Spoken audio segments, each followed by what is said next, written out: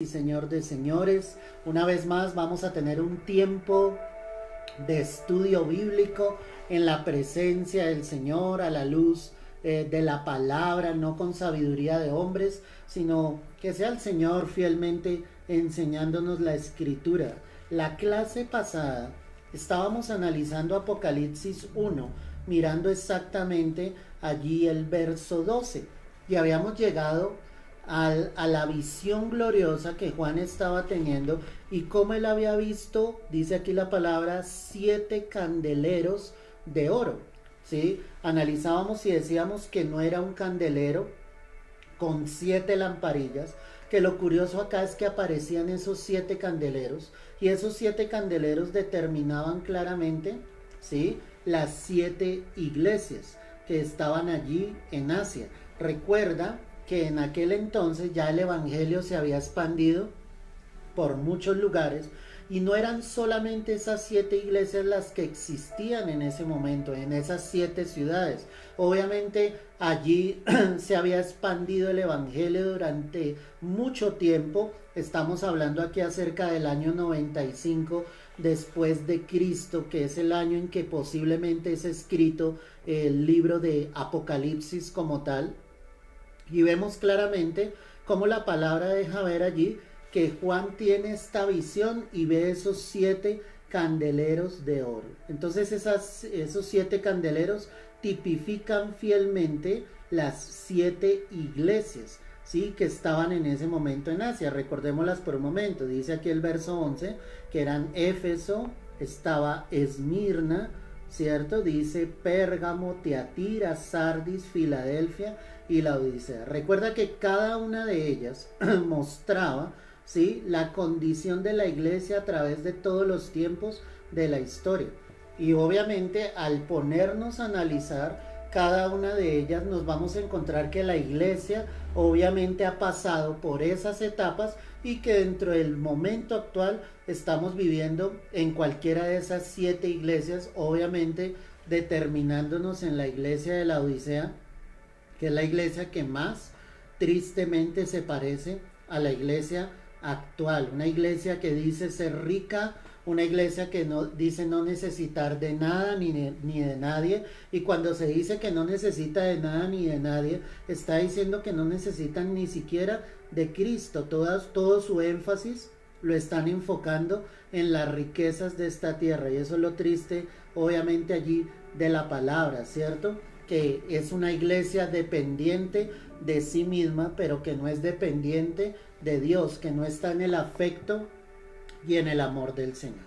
Entonces esos 7 candeleros, mis amados, que encontramos allí, nos determinan fielmente, ¿sí?, las 7 iglesias que están aquí en el libro de Apocalipsis. Cuando miro Apocalipsis 1, ve allí conmigo, el verso 13 dice, y en medio de los 7 candeleros a uno semejante al Hijo del Hombre. Ok, ¿qué está mostrando aquí la escritura?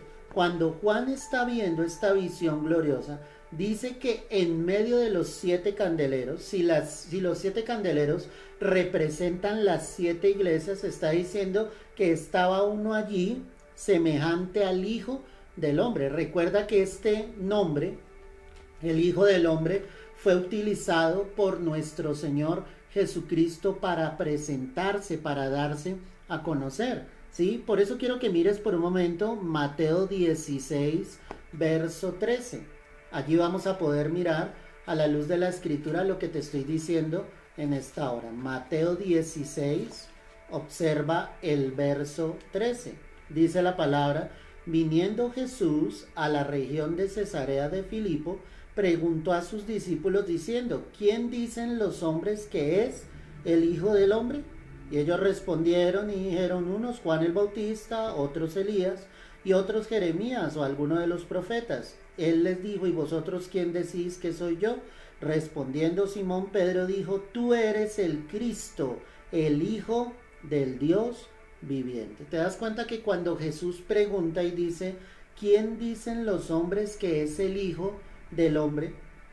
Obviamente era el título que él estaba utilizando para revelarse al pueblo de Israel como tal, el Hijo del hombre. Y obviamente allí ellos contestan y dicen, pues unos dicen que tú eres Elías, otros dicen que eres Juan el Bautista, pero allí es cuando con seguridad obviamente Pedro respondió y dijo, tú eres el Cristo, el Hijo del Dios viviente. Esto es algo impresionante porque obviamente era la revelación del cielo para Pedro, para que le mostrase que Jesús efectivamente era el Cristo, era el Mesías prometido.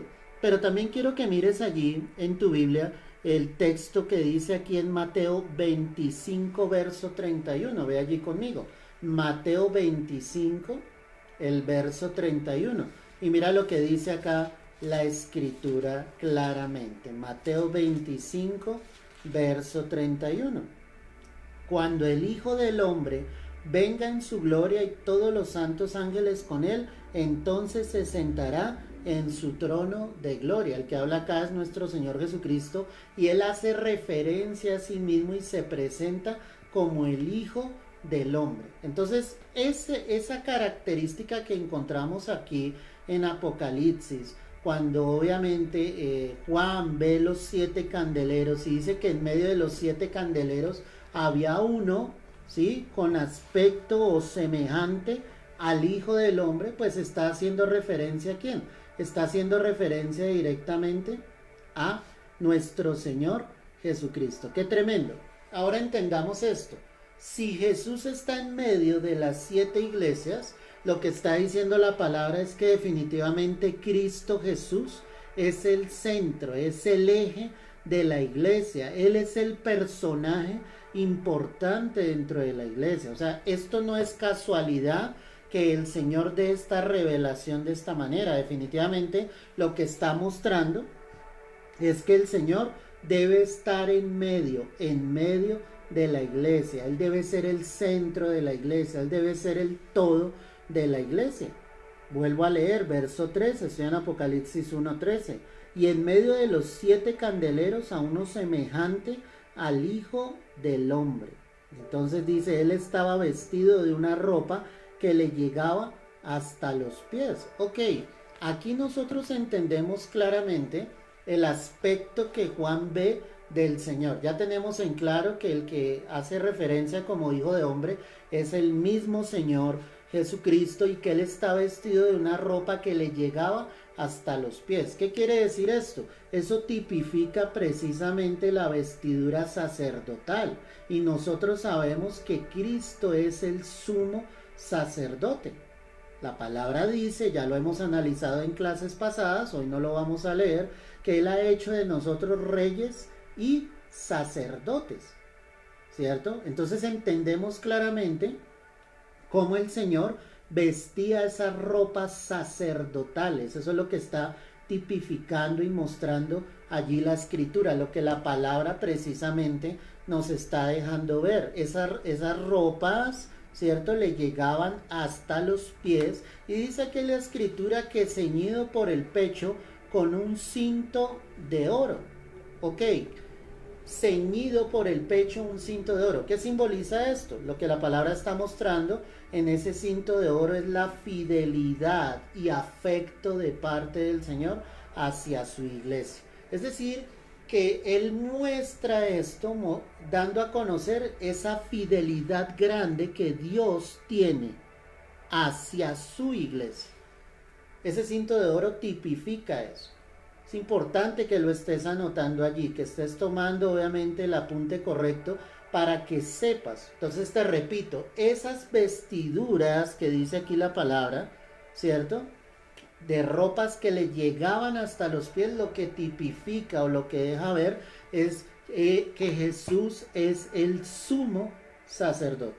Ese cinto de oro lo que muestra es la fidelidad y el afecto de parte del Señor. ¿Hacia quién? Hacia su iglesia. ¿Hacia quién? Hacia sus hijos. Es el amor de Cristo Jesús por toda su iglesia. Qué bonito y qué hermoso es esto. Cuando la palabra dice que el cinto era de oro, lo que está mostrando el oro allí es la majestad, el reinado de Dios. No es como el oro de esta tierra.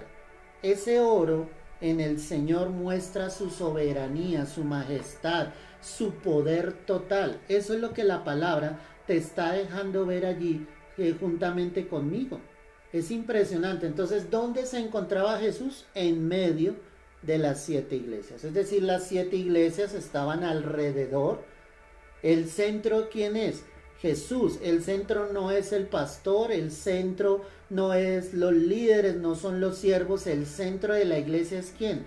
Cristo Jesús. ¿Ok? Ahora, los candelabros alumbran no por sí mismos. O sea, ellos logran alumbrar porque en el centro está ¿quién? Jesús. Es decir, que si Jesús no está en el centro de la iglesia, difícilmente la iglesia logrará brillar en el mundo. O sea, la iglesia brilla porque Jesús está en ella.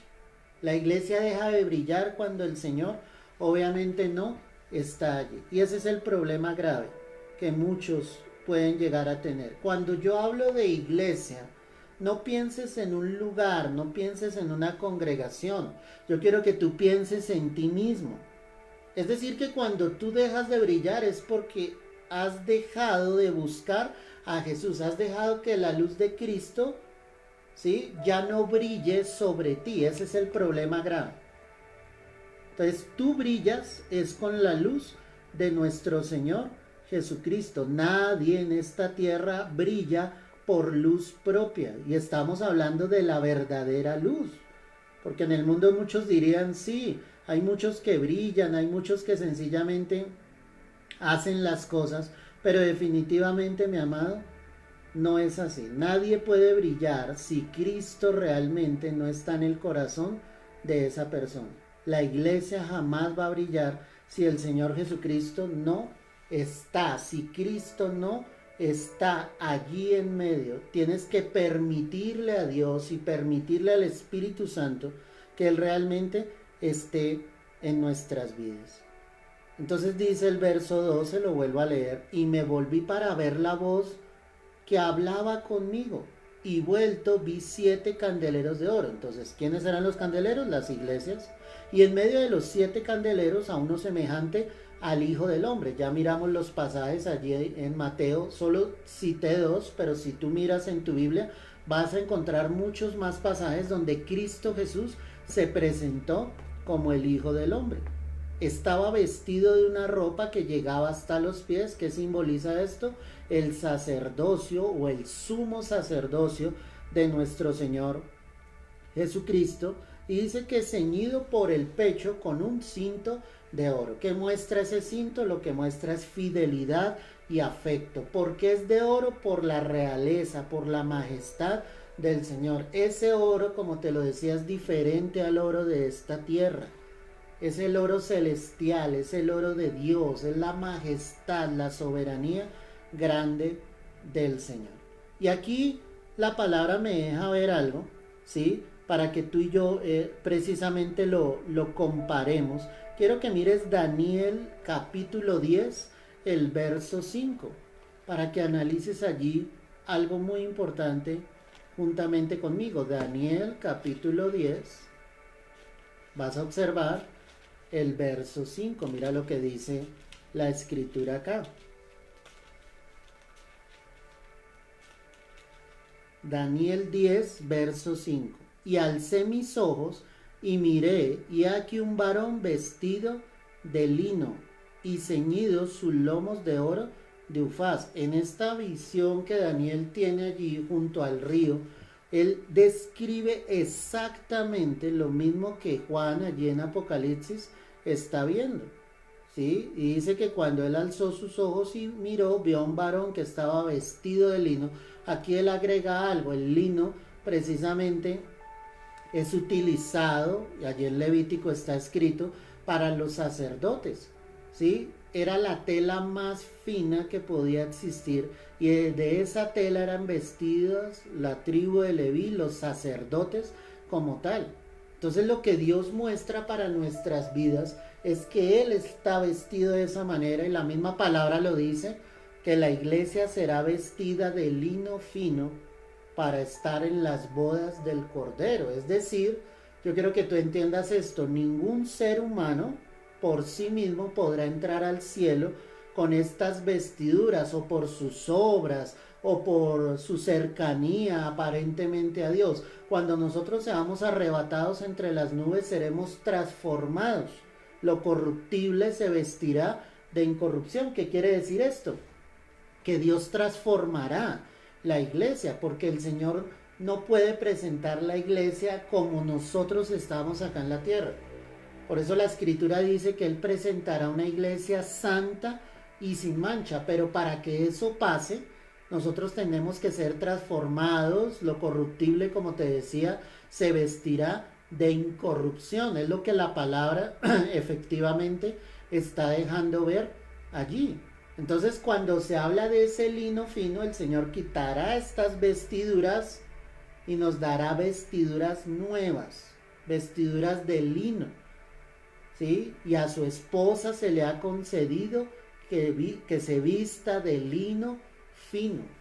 Si Cristo Jesús está vestido de lino de la manera apropiada para celebrar esa boda, pues la novia con mucha más razón debe estar ataviada correctamente.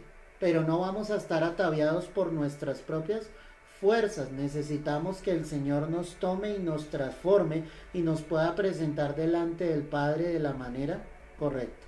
Entonces aquí en Daniel 5 dice: y alcé mis ojos y miré, y aquí un varón vestido de lino y ceñidos sus lomos de oro de Ufaz. Nuevamente hace la referencia, ceñidos, ¿cierto?, sus lomos de oro. Muestra entonces la majestad, el reinado de Cristo por los siglos de los siglos.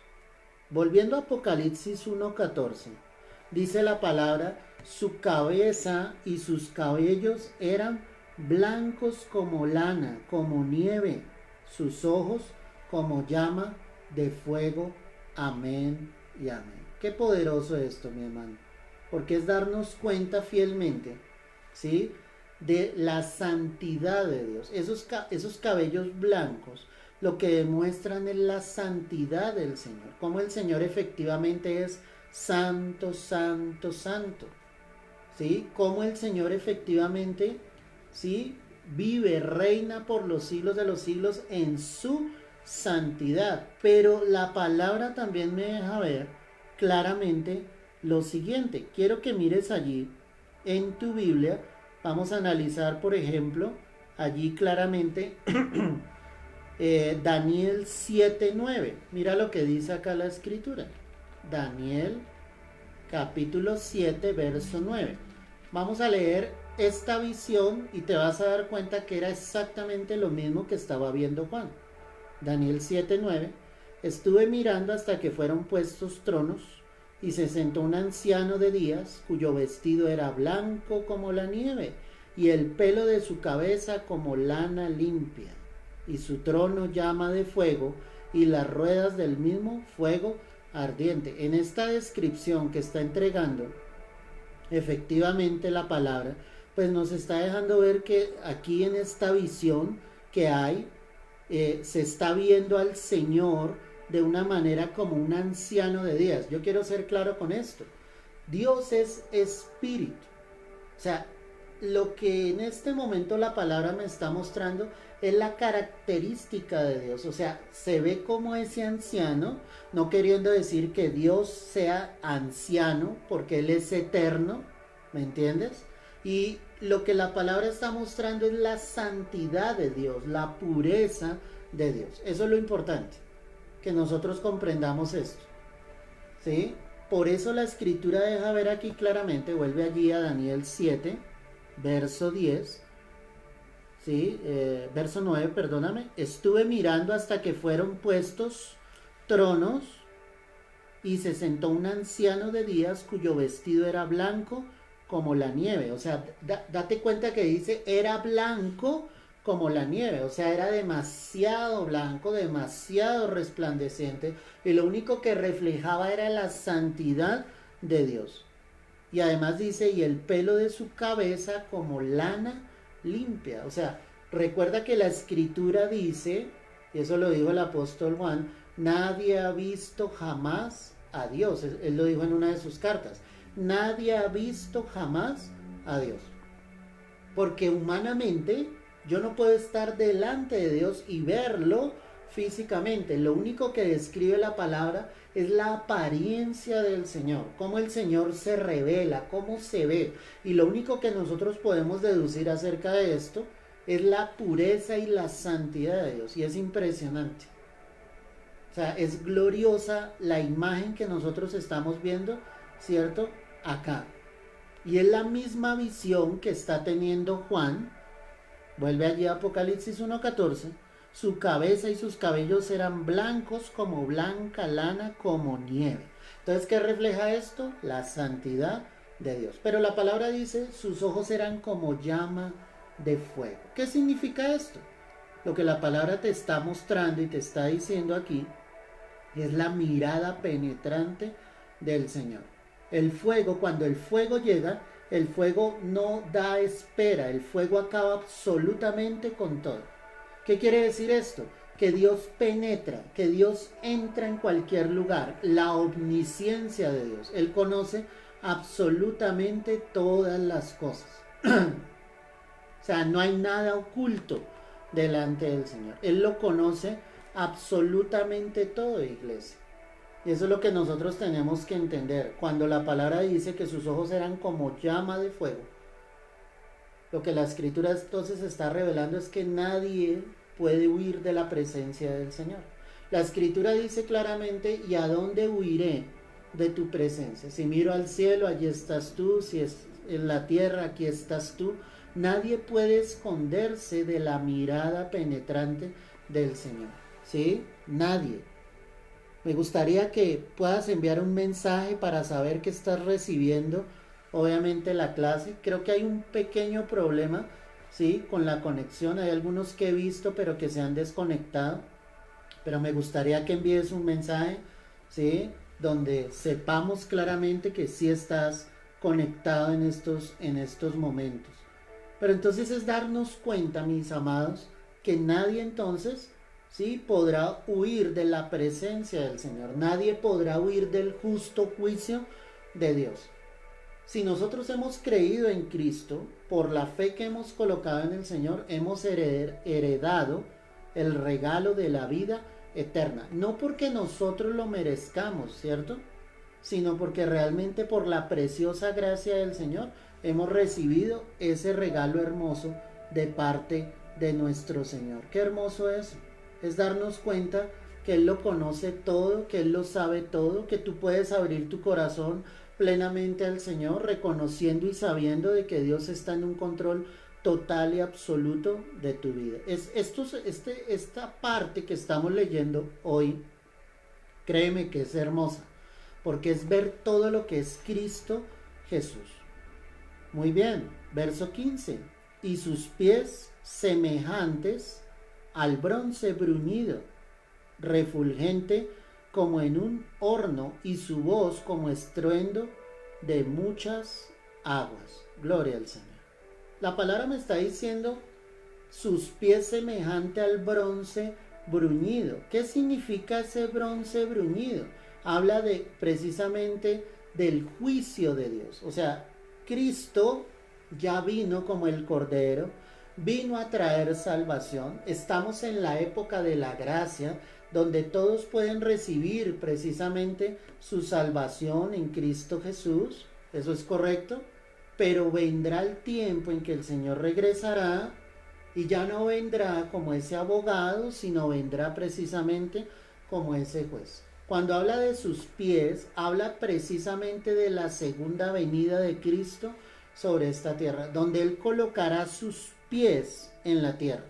Y el día que Él coloque sus pies en la tierra nuevamente, ya no vendrá, como te estoy diciendo, para salvación, sino vendrá para traer juicio. Ese bronce bruñido precisamente significa ese juicio que Dios efectivamente traerá. Miremoslo a la luz de la palabra. Daniel capítulo 10, verso 6. Mira lo que dice acá la escritura. Daniel capítulo 10, el verso 6. Mira lo que está diciendo la escritura en esta hora. Dice la palabra del Señor. Su cuerpo era como de berilio y su rostro parecía un relámpago. Si te das cuenta, acá en esta visión de Daniel que leíamos anteriormente, nuevamente la escritura está mostrando, dice, su rostro era como de relámpago, lo que es una figura de que está mostrando del resplandor. Cuando el relámpago cae, ilumina todo el lugar que esté hasta kilómetros de distancia. Así es la gloria del Señor. Y sus ojos como antorchas de fuego, es otro símbolo, y sus brazos y sus pies como de color de bronce bruñido, y el sonido de sus palabras como el estruendo de una multitud. Si tú te das cuenta, en todos los textos que estamos utilizando para mirar esta concordancia, nos damos cuenta que el Señor siempre se ha revelado exactamente de la misma manera. Qué tremendo eso. Es ver definitivamente la majestad del Señor, ¿sí? Es triste que Cristo esté entregando hoy la oportunidad de ser salvos, pero que llegue un momento en que definitivamente Él venga para juzgar a los habitantes de la tierra. Dios quiere traer salvación, porque el juicio de Dios, créeme, va a ser demasiado fuerte sobre la tierra. O sea, todo lo que nosotros hemos vivido hasta el día de hoy, o sea, es poco. La humanidad ha vivido cosas muy difíciles, pero créeme que el día en que venga el juicio de Dios definitivamente va a ser algo terrible, algo demasiado fuerte, que llegará sobre las vidas y los corazones. Y ahí sí vendrá el lloro y el crujir de dientes. La palabra entonces, volviendo a Apocalipsis 1:15, dice que sus pies, semejantes al bronce bruñido, refulgente como en un horno. Esa palabra refulgente me lleva a un brillo incandescente, ¿me entiendes? Algo que el hombre no es capaz de soportar, ¿sí? Él es fuego consumidor. Él es fuego consumidor. Y la palabra está hablando de que efectivamente Él traerá ese juicio y que su voz era como estruendo de muchas aguas. Impresionante todo lo que el Señor nos está enseñando en esta noche. Es decir, que la voz de Dios es trueno. ¿Qué quiere decir esto? Es una voz fuerte, es una voz con autoridad, es una voz segura. Cuando el cielo, ¿cierto?, la lluvia está por venir, suenan los truenos. Y hoy veíamos precisamente esta mañana que el trueno declara la indignación de Dios por el pecado sobre esta tierra. Es decir, que cuando hay ese trueno es la voz de Dios. Es Dios diciendo que está en contra de tanta maldad, de tanta iniquidad, de tanto pecado. Impresionante. Qué tremendo eso.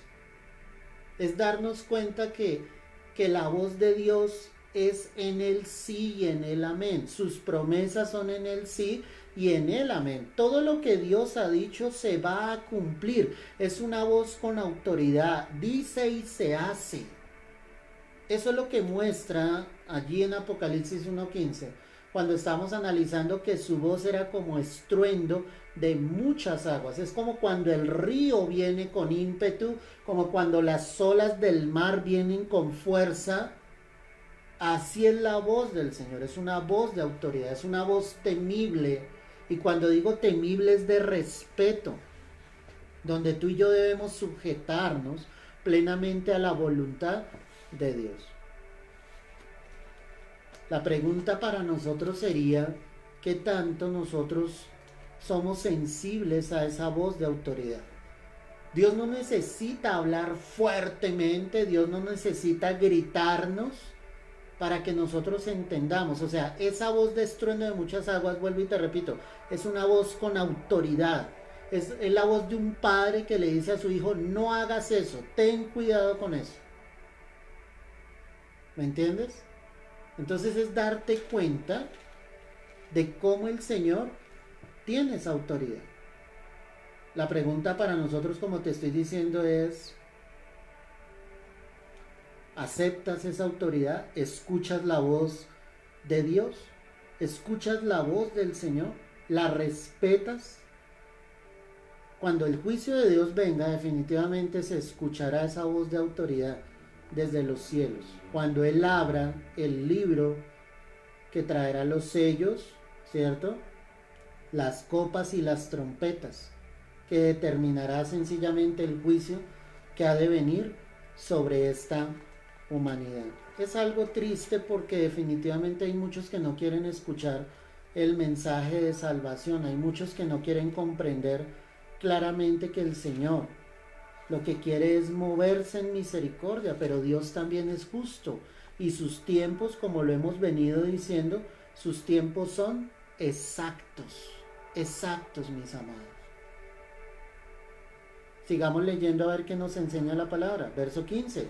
Sus pies semejantes al bronce bruñido, significa el juicio de Dios cuando Él coloque sus pies sobre la tierra en la segunda venida, ya cuando venga hacia la batalla de Armagedón. Refulgente como en un horno, muestra el resplandor, obviamente, de la gloria de Dios, y su voz como estruendo de muchas aguas, que analizábamos y decíamos, es una voz plenamente con autoridad. Miremos Ezequiel 1:24.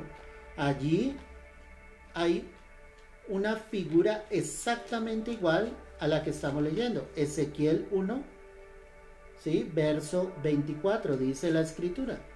Y oí el sonido de sus alas cuando andaban como sonido de muchas aguas, como la voz del omnipotente, como ruido de muchedumbre, como el ruido de un ejército cuando se paraban, bajaban sus alas. En la comparación que hace acá, ¿cierto? En Ezequiel, de esa gloria que él está viendo en esa visión allí, ¿sí? Él compara el sonido de esas alas, de esos ángeles, lo compara con la voz del omnipotente.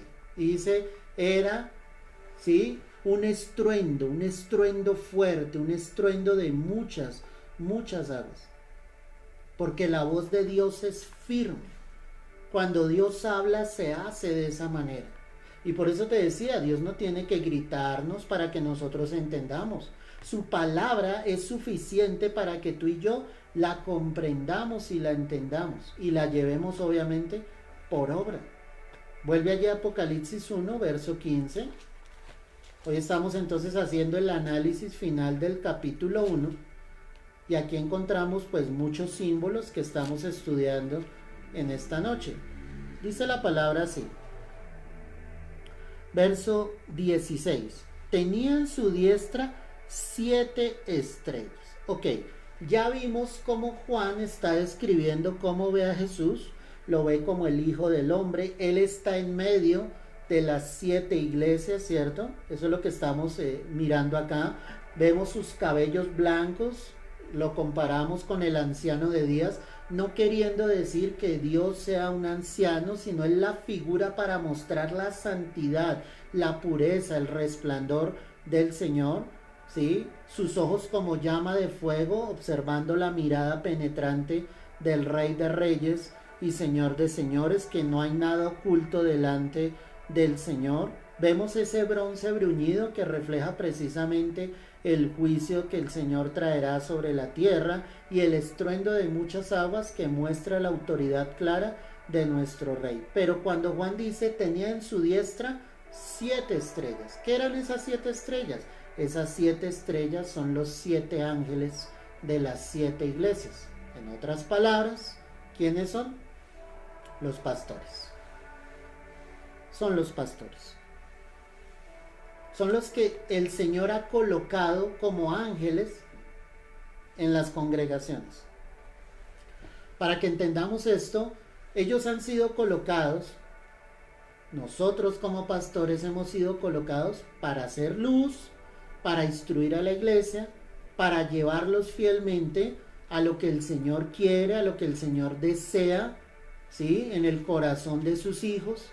El pastor no es estrella para ser admirado por la iglesia, para ser reconocido, para ser aplaudido. O sea, el pastor está realmente para dar esa luz acerca de la palabra. La palabra dice claramente en Apocalipsis 12, el verso 11, las palabras de los sabios son como aguijones y como clavos hincados son las de los maestros de las congregaciones dadas por un pastor. ¿Qué está mostrando acá la escritura? Lo que la palabra te está mostrando acá fielmente, ¿sí? Es la manera en que el pastor debe llevar el mensaje. Y dice que esas palabras de los sabios, que no es la palabra del hombre, sino es la palabra del Señor, son como esos clavos hincados. ¿Qué quiere decir eso? Es un clavo que está doblado, que entra en el corazón del creyente, que causa un efecto en el creyente, que lo lleva a reflexionar sobre su vida, que lo lleva a un arrepentimiento. Y dice que lo compara, obviamente, como esos clavos hincados, como las de los maestros de las congregaciones, dadas por un pastor. Es decir, que el pastor no está para consentir a la oveja, no está para darle palabras lindas, donde todos digan qué palabra tan hermosa, pero donde el Señor efectivamente no ha hablado. Cuando se habla de esas estrellas dentro de la iglesia, que son los pastores, pues los pastores son colocados para hacer luz, iglesia, para dar la palabra, para enseñar la palabra. ¿Me entiendes? La responsabilidad de un pastor es llevar a las almas precisamente a Cristo y enseñarles a caminar. Si yo lo miro desde el ámbito literal, un pastor está para cuidar el rebaño, para alimentar al rebaño, para no dejar que la oveja coma pastos malos. O sea, la oveja es un animal que si no come un buen pasto, pues se va a llenar de parásitos y esos parásitos la van a llevar a la muerte. Es decir, que el pastor debe estar atento en brindarle un buen pasto, en brindarle un buen alimento. Y cuando hablo de ese buen alimento, es un alimento que lo guía a Cristo, a una comunión con Dios, a un arrepentimiento fielmente en el Señor. Tristemente el pastor hoy en día está para dar palabras que no provienen del corazón del Señor. Se habla de humanismos, se habla de filosofía, se cuentan historias, se cuentan anécdotas. Eso a ti ni a mí no sirve.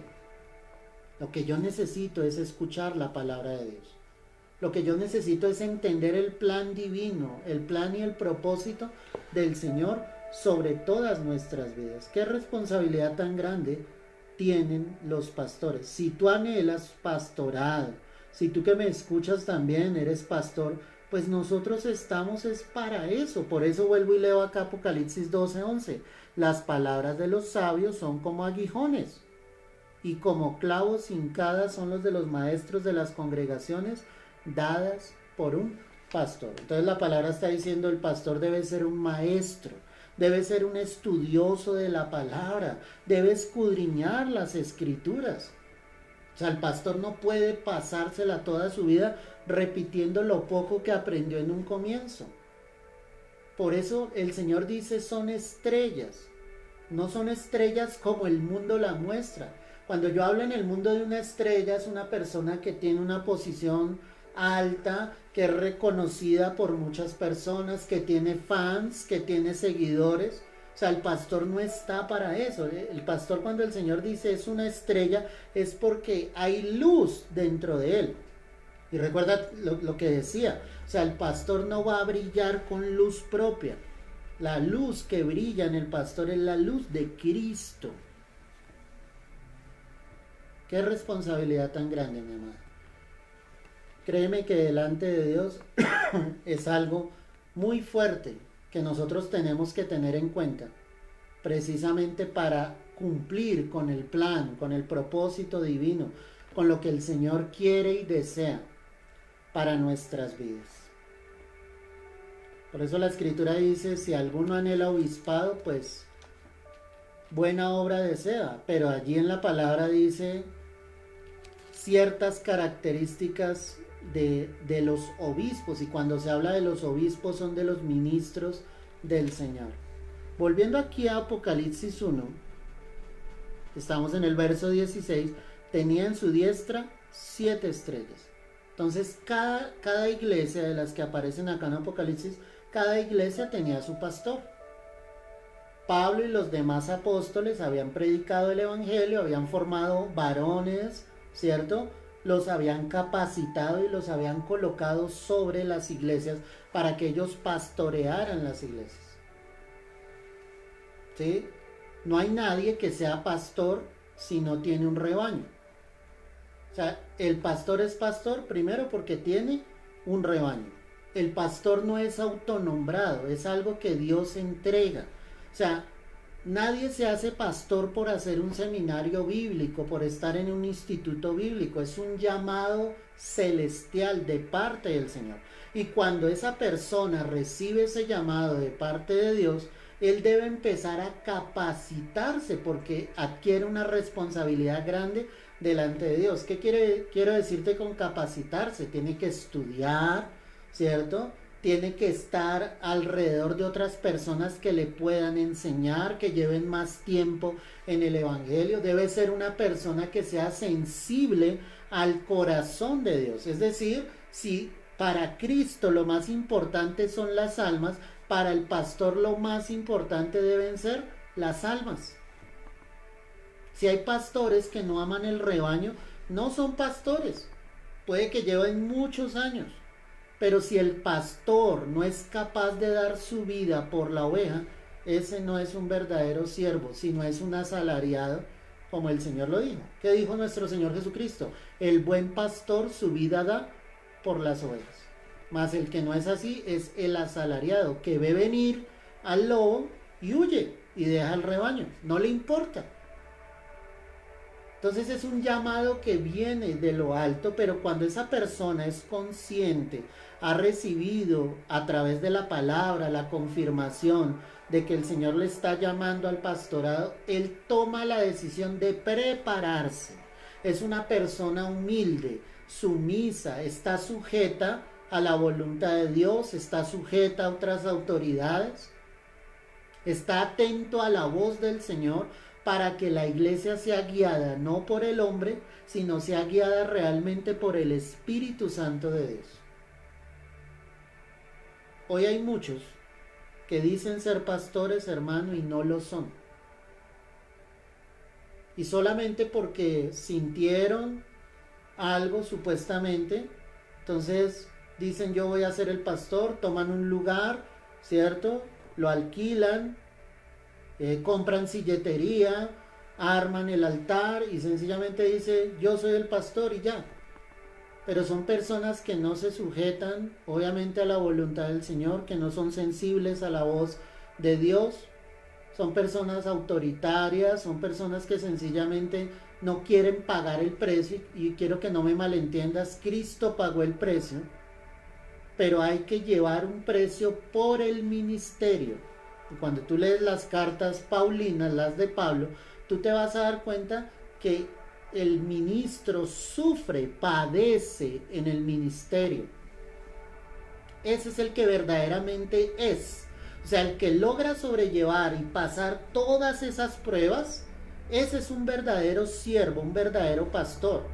Pastor no es el que se enriquece a costa del rebaño. Pastor no es el que tiene la congregación solamente para sacar un beneficio económico de ello. Ese no es el verdadero pastor. Pastor no es el que quiere ser reconocido, el que tiene una tarifa, y escúchame bien lo que te estoy diciendo, porque es una realidad. Yo soy pastor ya hace 18, 19 años, por la misericordia, por la gracia de Dios. Pero hay muchos que ya tienen una tarifa cuando los invitan a un lugar a predicar. Es decir, si a esa persona no le pagan $500, $700 por la predicación, esa persona no va a predicar. Ese no es pastor, porque hemos recibido de gracia y damos de gracia. La Escritura dice que el obrero es digno de su salario, pero eso proviene de Dios. Dios es el que se encarga de traer la provisión. Es decir, el ministerio no está para sacar lucro. Todo esto que te estoy hablando es para que tú te des cuenta por qué la palabra dice que a la diestra de Jesús tenía 7 estrellas, que esas 7 estrellas eran los 7 pastores que estaban allí en las iglesias de Asia, que son las que encuentras en Apocalipsis 2 y 3. Esto puede sonar fuerte, pero es real. Porque es que tristemente la iglesia se ha desviado y todos quieren ser pastores, pero quieren ser pastores porque quieren sacar lucro, quieren hacer mercadería de la fe, y eso no es. Quieren ser reconocidos, quieren tener la mejor casa, quieren tener el mejor automóvil. Yo no te estoy diciendo con esto que Dios no bendiga. Claro, Dios va a bendecir a sus siervos, somos sus siervos. Pero Dios no nos lleva a exageraciones. Dios no nos lleva a tener casas de 500, de 700 millones de pesos. O sea, Dios no se mueve de esa manera. Yo no necesito de eso, porque si Cristo es mi riqueza, Él lo es todo. Sé vivir en la abundancia, sé vivir en la escasez. Habrá momentos de dificultad, habrá momentos donde escasee, pero también otros momentos donde sobreabunde. Gloria a Dios, como lo decía el apóstol Pablo. Entonces, sé vivir en la abundancia, sé vivir en la escasez, todo lo puedo en Cristo que me fortalece. Entonces, no son las estrellas de hoy en día. No son los que reciben aplausos todo el tiempo. No, el pastor es estrella porque es luz en medio de la iglesia, porque Cristo está ahí. Cuando esa luz la dejamos apagar, pues la iglesia se apagará, pero cuando nosotros avivamos el fuego del don del Espíritu Santo en nosotros, Dios se glorificará grandemente. Cuando hablamos de esas estrellas, la palabra también nos muestra que efectivamente nos ¿cierto? Por esas almas. Debemos sencillamente permitirle a Dios que Él brille en nuestras vidas, que Él brille en nuestros corazones. Si yo soy alguien que realmente he sido llamado por Dios, pues yo voy a estar velando fielmente, ¿sí? Por el Señor, en las almas, amando a Dios, buscando la presencia de Dios. Es decir, que un verdadero siervo de Dios no va a estar desentendido de las almas. Él velará continuamente. Hebreos 13, verso 17. Quiero que lo mires conmigo. Hebreos 13, el verso 17. Mira lo que dice la escritura. Obedeced a vuestros pastores y sujetaos a ellos, porque ellos velan por vuestras almas. ¿Qué quiero enfocarte acá? ¿Sí? Que el pastor debe velar por el rebaño, debe orar continuamente por las ovejas que Dios ha colocado allí. Si yo miro las iglesias de Apocalipsis, yo me encuentro con pastores que habían dejado posiblemente de velar por las almas. ¿Por qué? Porque la iglesia estaba en una condición incorrecta, en una condición equivocada, porque la iglesia se había apartado del verdadero plan y el verdadero propósito de Dios. Y si comparamos la iglesia actual con la iglesia de la Odisea, pues el pastor de la Odisea estaba muy mal, porque definitivamente para él eran más efectivas las riquezas de esta tierra, todo lo que llegaba a la iglesia, que las mismas almas. Él no estaba velando por las almas, porque estaba viendo que las almas se estaban perdiendo, que tenían más confianza en las riquezas de esta tierra que en Dios mismo. Y ahí sí hay un problema grave. Entonces, que Dios nos ayude, que Dios también nos perdone cuando hemos fallado, cuando no hemos sido esas verdaderas estrellas, esas verdaderas luces. Yo creo que hoy Dios está hablando tremendamente, mi amado. Alguien dirá, afortunado, desafortunadamente no soy pastor, pero de verdad, el pastorado es una bendición grande de parte del Señor. Pero necesitamos ser esa luz en medio de la iglesia. Dice la palabra en el Apocalipsis 1:16, la segunda parte. De su boca salía una espada aguda de 2 filos. Una espada aguda de 2 filos. ¿Sí? La característica de la espada, ¿cierto? Es que tiene filo por un lado. Pero aquí la palabra habla simbolizando como una espada romana que se utilizaba, que tenía doble filo. ¿Correcto? Entonces la palabra del Señor precisamente es esa espada aguda de 2 filos. Y nosotros sabemos lo que la escritura nos deja ver acerca de esa espada. Por eso quiero que mires Hebreos 4:12 para que lo comparemos. Hebreos capítulo 4 verso 12. Mira lo que dice la escritura. Porque la palabra de Dios es viva y eficaz. Entonces, si yo miro acá en Apocalipsis y comparo, Juan está recibiendo esta visión, esta revelación, ¿cierto? Está hablando de esas 7 estrellas que son los pastores y que estaban a la diestra de nuestro Señor Jesucristo, y dice que de su boca, de la boca del Señor, salía una espada aguda de 2 filos. Esto es un símbolo para decir que de la boca del Señor salía la palabra, su palabra, la palabra de Dios.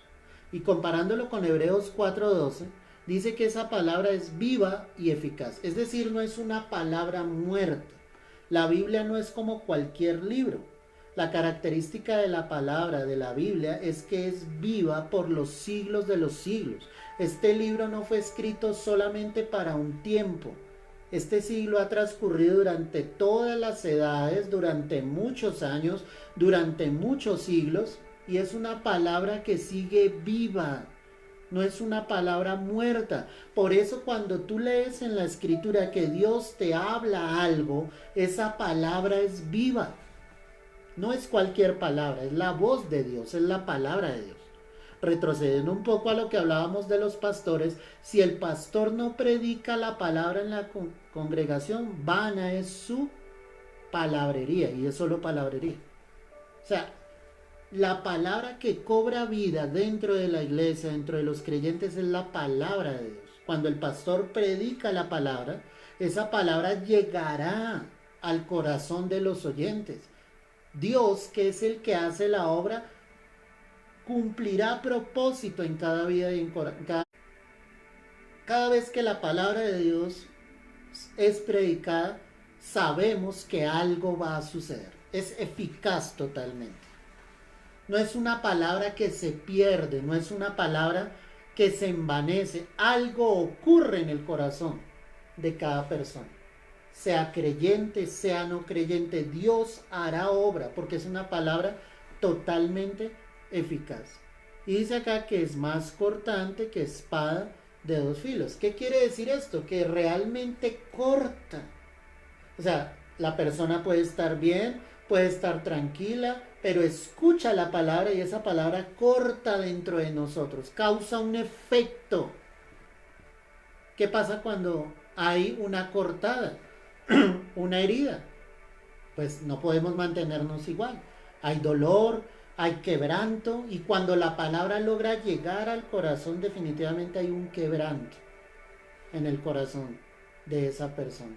Qué bonito cuando la palabra logra entrar y cumplir ese propósito. Cuando la palabra no cumple ese propósito, escúchame bien esto y no quiero que me malentiendas, es porque el corazón está endurecido, porque no le permite entrar. Pero cuando esa persona dispone su corazón, la palabra entrará y cumplirá propósito fielmente sobre esa vida. Dice que penetra hasta partir el alma. Ojo con esto. Si en el alma están los sentimientos y las emociones, la palabra de Dios entrará y tocará allí en lo profundo de nuestro ser. Es decir, cambiará sentimientos, cambiará emociones y nos llevará realmente a la voluntad del Señor. Porque por esencia el ser humano es voluntarioso, le gusta hacer lo que a él le parece, lo que él piensa, lo que él quiere. Pero cuando esa persona le permite al Señor, por medio de su palabra, que esa palabra entre, su alma será tocada y transformada en lo que el Señor quiere que nosotros seamos. También dice allí en Hebreos 4:2, estoy leyendo, dice, y el espíritu, no solamente parte el alma, sino el espíritu. Ok, el alma te comunica contigo mismo, el espíritu te comunica con Dios. Es decir, que si hay alguien que no ha estado en contacto, en comunión con Dios, y la palabra logra entrar, desde ese mismo momento pasará algo que llevará a esa persona a buscar la presencia de Dios. Anhelará encontrarse con Dios, anhelará momentos de intimidad, anhelará orar, clamar al Señor, sabrá que en Cristo Jesús es la única respuesta, sabrá que el Señor ha conocido su vida desde antes de la fundación del mundo. El que pensó que estaba solo, desahuciado, enfermo, el Señor le tomará y le dirá, yo soy ese camino, esa verdad y esa vida, y tu espíritu empezará a tener vida, volverá a tener comunión con Dios. Por eso es tan importante, mis amados, permitirle al Señor que su palabra cumpla ese propósito. Dice las coyunturas y los tuétanos. ¿Qué quiere decir esto? Todas las uniones del cuerpo, todo eso el Señor lo estremece, tus huesos, tus músculos, todo eso es estremecido cuando la palabra de Dios logra entrar. A veces nosotros pensamos que depende del predicador, que sea bueno, que sea malo. Pero es que no es la palabra del hombre, no es la manera en que el hombre predique la palabra, no es la manera en que él la explique, es el hecho de permitir en cada corazón que esa palabra entre al corazón. Cuando yo estoy dispuesto, Dios va a hacer algo grande en mi vida. La palabra dice que de lo más vil y menospreciable escogió Dios para avergonzar a los sabios de este mundo. Hay pastores que nunca han tenido una preparación con títulos universitarios, que no tuvieron estudios. Hay muchos que no tuvieron primaria, no tuvieron bachillerato, que cuando el Señor los llamó, sí se empezaron a preparar en las escrituras, pero definitivamente son hombres que llegan a ser usados por Dios de una manera poderosa, porque ellos transmiten la palabra del Señor. Eso es lo importante. La palabra cumple propósito. Y dice finalmente, y discierne los pensamientos y las intenciones del corazón. ¿Qué quiere decir esto? Nuevamente lo que hemos venido hablando. Es la mirada penetrante, es la llama de fuego. Cuando la palabra llega, el Señor nos deja al descubierto, nos deja desnudos. Solamente en Él podemos ver claramente lo que Él quiere y desea de cada uno de nosotros. Nada le es oculto. La palabra dice, ni un suspiro, Señor, te es oculto. Aún no está la palabra en mi boca cuando tú ya la conoces. O sea, todo, absolutamente todo lo conoce el Señor. Qué tremendo, ¿no?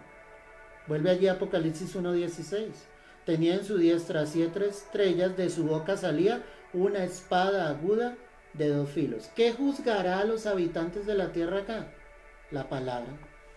Nadie podrá tener excusa, mis amados. Nadie tendrá excusa precisamente de lo que el Señor querrá hacer, querrá obrar. La palabra es la que va a determinar. En otras palabras, la escritura, la palabra de Dios será la evidencia de por qué los habitantes de la tierra sufrirán los juicios de Dios por no haberse arrepentido y por no haber vuelto su corazón a Dios. Va a ser la palabra, esa va a ser la evidencia clara. Dice la escritura, verso 16, la tercera parte. Y su rostro era como el sol cuando resplandece en su fuerza.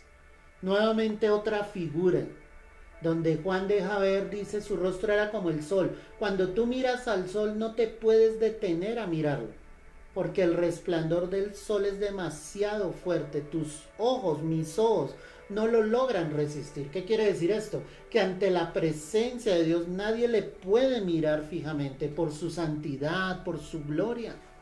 Es que Él es santo, santo, santo. Por eso la escritura dice claramente que el rostro del Señor era como llama, ¿cierto? Perdóname, como el sol cuando resplandece en su fuerza. En otras palabras, piensa el sol a pleno mediodía, cuando está en todo su esplendor, cuando está al máximo. Recuerda que el sol sale por el oriente y se oculta por el occidente. Entonces es esta figura, mira, ¿cierto? Entonces sale por el oriente. Cuando el sol queda en esta posición, obviamente resplandece con más fuerza. La mirada del Señor es penetrante, su rostro era como el sol, de la santidad tan impresionante. Eso era lo que el apóstol Juan estaba viendo en esta visión gloriosa. Obviamente dice él acá el verso 17, cuando le vi caí como muerto a sus pies. Una costumbre oriental era precisamente eso, doblar sus rodillas, postrarse, humillarse. Tristemente, los musulmanes, y ya te voy a explicar por qué digo tristemente, ellos se postran 3 veces al día, en la mañana, en la tarde, ¿cierto? Y en la noche. Tienen unos horarios determinados y sea donde sea que ellos estén o se encuentren, doblarán sus rodillas a ese Dios en el que ellos creen, que no es el Dios verdadero. Ellos creen en Alá. Lo triste de la iglesia es que no hay una iglesia humillada delante del Señor. Cuando Juan vio esa gloria de Dios, dice, yo caí como muerto a los pies del Señor. Cuando tú ves la gloria de Dios, no te puedes mantener en pie. Estar de rodillas es una señal, obviamente, de humillación ante el Señor, que Él es el grande, que Él es el poderoso. Dios necesita volver a una iglesia que esté de rodillas. Las cosas se ganan de rodillas.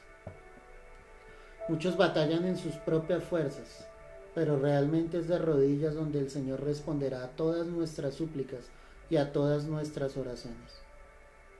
Y dice, y Él puso su diestra sobre mí diciéndome, no temas, yo soy el primero y el último. Cuando Juan cae de rodillas, el Señor coloca su mano derecha sobre él y le dice, Juan, no temas, yo soy el primero y el último. Y ese primero y ese último es tan importante aquí en la escritura que quiero que lo miremos. Isaías 44 verso 6.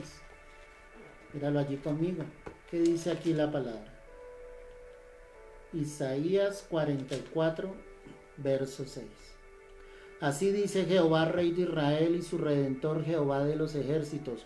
Yo soy el primero y yo soy el postrero, y fuera de mí no hay Dios. Amén y amén. Jehová es el único Dios, el Rey de Israel. Y Él está confirmando acá y dice, yo soy el primero y el postrero. Fuera de mí no hay Dios. Es la seguridad que el Hijo de Dios debe tener. Solo Él es Dios. Él es el primero y Él es el último. Antes de Él no había nada y después de Él no existirá nada. Él es comienzo y fin. La palabra también dice en Isaías 48, 12. Mira lo que dice la escritura. Óyeme, Jacob, y tú, Israel, a quien llamé yo mismo, yo el primero, yo también el postrero.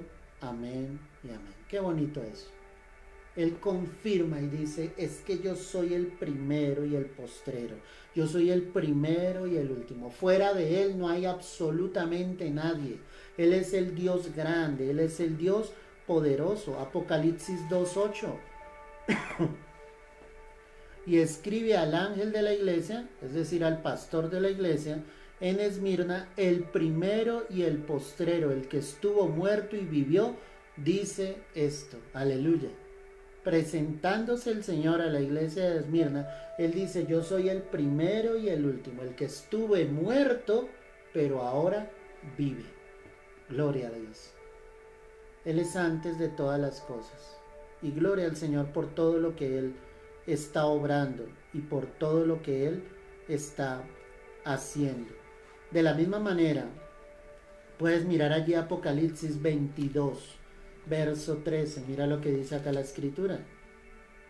Yo soy el alfa y la omega, el principio y el fin, el primero y el último. Entonces, a través de toda la escritura, el Señor confirma efectivamente que Él es el primero y el último en todas las cosas. Por eso Él es grande, por eso Él es poderoso, por eso no hay Dios fuera de Él. Me gusta ese pasaje que leímos allí en Isaías, donde dice, yo soy Dios y no hay Dios fuera de mí. Él es el único y verdadero Dios. Amén, iglesia. Sigamos entonces aquí estudiando, mi amado.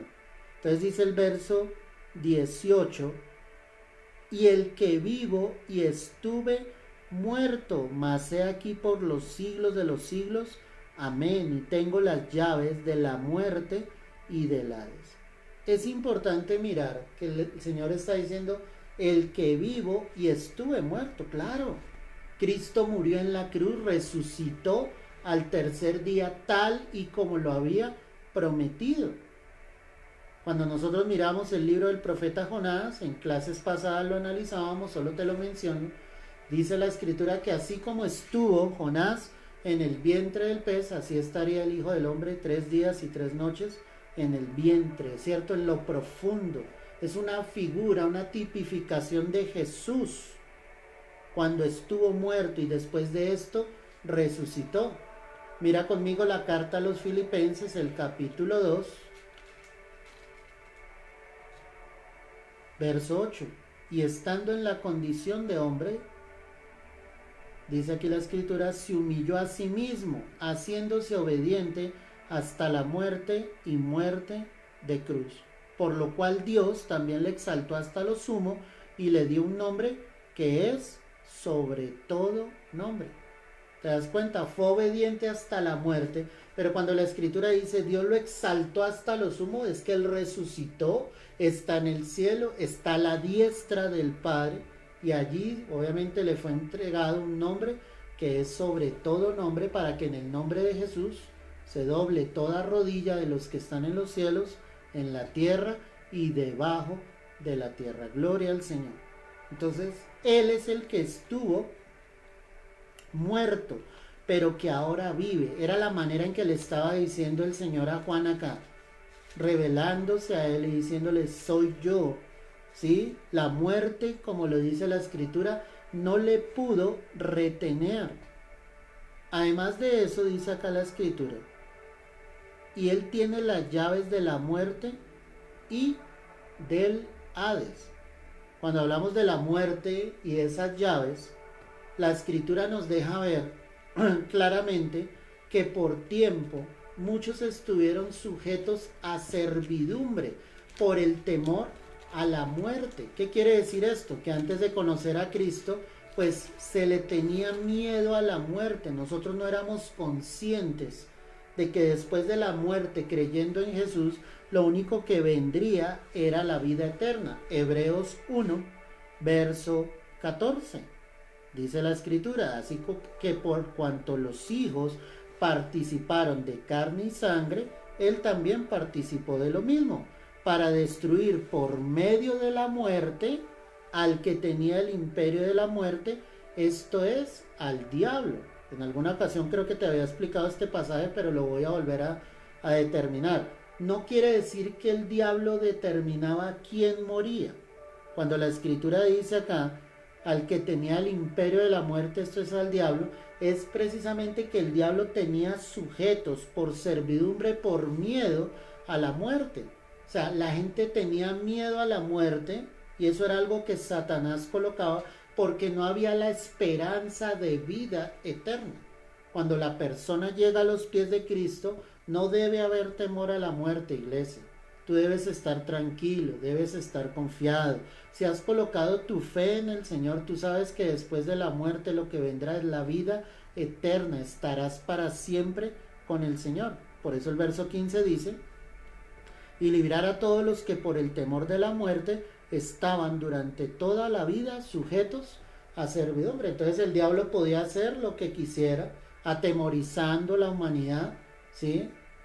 Porque no querían morir. Pero ahora, como lo dijo el apóstol Pablo, para mí el vivir es Cristo y el morir es ganancia. Si Dios le permitía seguir viviendo, Él seguiría llevando el evangelio, la palabra de Dios, pero si la muerte llegaba a su vida, pues era ganancia, porque Él se iba a ir a la vida eterna, Él iba a estar para siempre con el Señor. Entonces este texto es bastante claro al mostrarnos efectivamente que el Señor tomó, ¿sí?, y venció al que tenía el imperio de la muerte, esto es, al diablo. Regresando allí a Apocalipsis capítulo 1, ya estamos finalizando, mis amados. Dice el verso 18, y el que vivo y estuve muerto, mas he aquí que vivo por los siglos de los siglos, amén, y tengo las llaves de la muerte y del Hades. ¿Qué quiere decir esto del Hades? ¿Sí? El Hades es el infierno, ¿sí? Para muchos el Hades es el lugar de los muertos, y quiero que entiendas esto, el infierno hoy en día no está abierto en su totalidad. ¿Por qué te digo esto? La parábola del rico y Lázaro me deja ver que efectivamente el rico cayó al Hades, mostrando que era un lugar de tormento, ¿correcto? Ahora, el juicio ante el gran trono blanco habla de que allí se abrirá el lago que arde con fuego y azufre. Es decir, que en ese momento todos los que sean juzgados allí y los que van a ser juzgados son los que nunca quisieron aceptar a Cristo Jesús como su Señor y su Salvador, pues van a ser echados al lago que arde con fuego y azufre. Pero entonces determinemos esto: si el Señor tiene las llaves del Hades, es el Señor el que determina quién va a ir a ese lugar de condenación. No es el diablo. El diablo no se lleva las almas al infierno. Nosotros mismos decidimos nuestro destino eterno, sea para gloria eterna o sea para condenación eterna.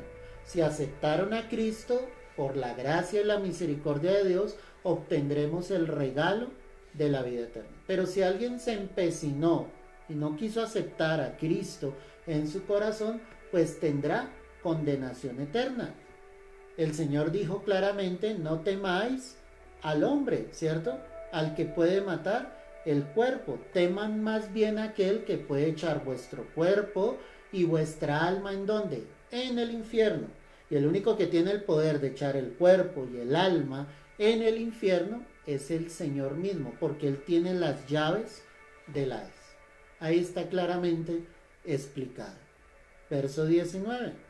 Escribe las cosas que has visto y las que son y las que han de ser después de estas. Por eso hablábamos de que el libro de Apocalipsis habla de ese tiempo pasado, de ese tiempo presente y de ese tiempo futuro. Y le está diciendo el Señor a Juan: habla de lo que ya has visto, de las cosas que son, de las que están en este presente y de las cosas que han de suceder después de estas. Entonces el libro habla de esos tres tiempos que nosotros estamos viviendo en este presente. Nos ubicamos en el mensaje a la Odisea, aunque las demás iglesias dejan ver algo de lo que la iglesia está viviendo hoy en día, pero la iglesia clara que determina el tiempo actual es la iglesia de la Odisea. Después de que tú terminas de leer el capítulo 3, eso lo vamos a estar estudiando, pues en el capítulo 4 hay una escena en el cielo juntamente con el capítulo 5, y en el capítulo 6 vienen los juicios de Dios. Se desata la ira de Dios sobre la faz de la tierra. Finalmente, verso 20, Apocalipsis 1:20, el misterio de las 7 estrellas que has visto en mi diestra y de los 7 candeleros de oro. Las 7 estrellas, y aquí aclara la palabra, ¿son quiénes? Los ángeles de las 7 iglesias. ¿Quiénes son los ángeles de las 7 iglesias? Los 7 pastores.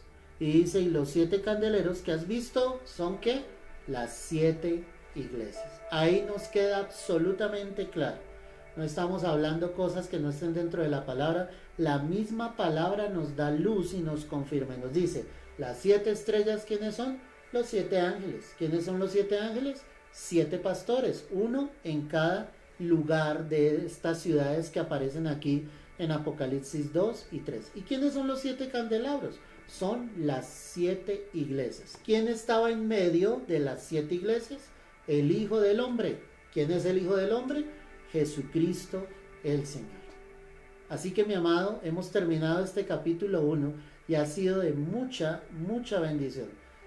Voy a decirte: no te desconectes de estas clases. Mira que apenas comenzamos y empieza algo tremendo, porque vamos a mirar uno por uno el mensaje a cada una de las 7 iglesias, cómo el Señor confronta, exhorta, redarguye realmente a cada una de las iglesias para que ellas vuelvan a Cristo, vuelvan al camino verdadero. Y es lo mismo que el Señor sigue haciendo hoy en día dentro de su iglesia.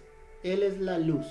No vamos a brillar si la luz no está en nuestros corazones. La iglesia brilla porque Cristo está. La iglesia jamás brillará con luz propia. Vamos a orar y le damos gracias al Señor. Padre, hoy quiero darte gracias por este tiempo, Señor, por esta noche de bendición. Te ruego y te pido, Señor, que tus hijos hayamos podido aprender fielmente todo lo que tú nos estás enseñando. Sigue dando sabiduría, inteligencia, discernimiento para comprender lo que está escrito aquí en tu palabra. Señor, hoy te lo pedimos, hoy te lo rogamos, Rey amado. Es en el nombre precioso y poderoso de Cristo Jesús. Amén y amén. Amén, mis amados. Te aconsejaría que vuelvas a escuchar en el tiempo en que puedas la clase. Sé que hubo como algunas dificultades, recibí mensajes sobre personas que no se pudieron conectar fácilmente, ¿sí? Y bueno, el enemigo se levanta muchas veces, pero Dios prevalece. Y cuando tú eres un estudioso de la palabra, cuando quieres aprender, sacas el tiempo para tomar nuevamente lo que el Señor nos está entregando. Así que te espero el próximo viernes, 7 de la noche, para que podamos seguir recibiendo este estudio. Créeme que lo que viene en el capítulo 2 y en el capítulo 3 es tremendo. Es una confrontación grande, pero a la vez es ver el amor de Dios por toda su iglesia. Entonces te mando un fuerte abrazo. Dios te bendiga y te guarde. Mañana, confiando en el Señor, estaremos 9 de la mañana entregando la palabra que el Señor a diario nos entrega, ese mensaje que nos llena, que nos fortalece. Te mando un fuerte abrazo, Dios te bendiga. Recuerda que todo lo que está en la palabra, en Él es sí y en Él es amén. Ni una tilde ni una jota dejarán de cumplirse. Cielo y tierra pasarán, pero su palabra no pasará. Amén. Dios te bendiga grande y poderosamente.